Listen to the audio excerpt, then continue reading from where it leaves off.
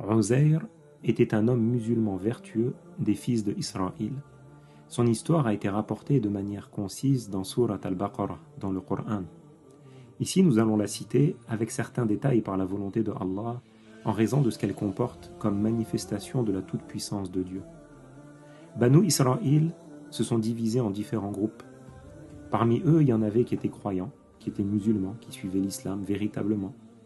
Et il y en avait parmi eux qui étaient devenus non-musulmans, qui ont falsifié la religion prétendant que c'était là la vérité.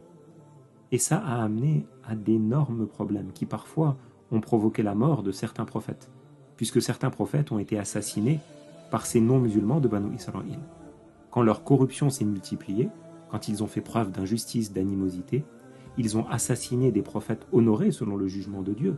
Ils ont assassiné notre maître Zachariah. Ils ont assassiné son fils, notre maître Yahya, alayhi salam. Allah a fait alors que s'abatte sur eux un gouverneur non musulman qui s'appelle Nabuchodonosor, qui était venu d'Irak avec une forte armée jusqu'à Jérusalem en Palestine.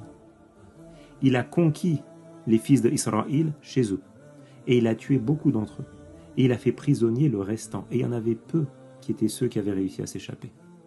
Puis il a ordonné à son armée d'amener de grandes quantités de terre qu'il avait déposées sur la ville, jusqu'à ce que ça devienne comme une immense montagne, pour faire goûter davantage l'humiliation et le rabaissement.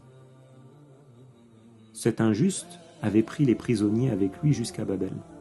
Et il y avait parmi eux certains des savants de Banu Israël qui étaient musulmans.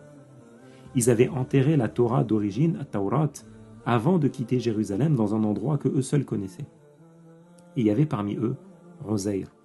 Uzair était le fils de Sharkhiyya, et il avait pu revenir à Jérusalem après une certaine période. Mais il l'avait retrouvé dans un état qui était un état de ruine. La ville était dans un état délabré, les restants des maisons étaient détruites, il y avait les corps des défunts qui avaient été déchiquetés, il y avait des os qui étaient brisés, et lui il passait entre eux, et il était étonné de leur état. Et il tirait derrière lui son âne. Quand il est arrivé au jardin de la ville, il a vu les jardins de la ville qui étaient pleins de fruits, des fruits qui étaient mûrs.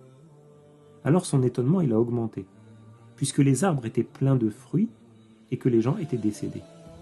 Il a dit alors que ce qu'il voyait l'avait fortement marqué. Il s'est mis à dire Subhanallah, c'est-à-dire Allah est exempt d'imperfection. Lui qui est tout puissant pour faire revivre cette ville et ses gens après qu'ils soient arrivés à cet état-là. Alors il a pris à partir de ses arbres et de ses vignes des raisins et des figues avec lesquels il a rempli un panier, puis il a pressé quelques raisins dans ses récipients, il a bu un petit peu et il s'est assis pour se reposer à l'ombre d'un arbre. Quelques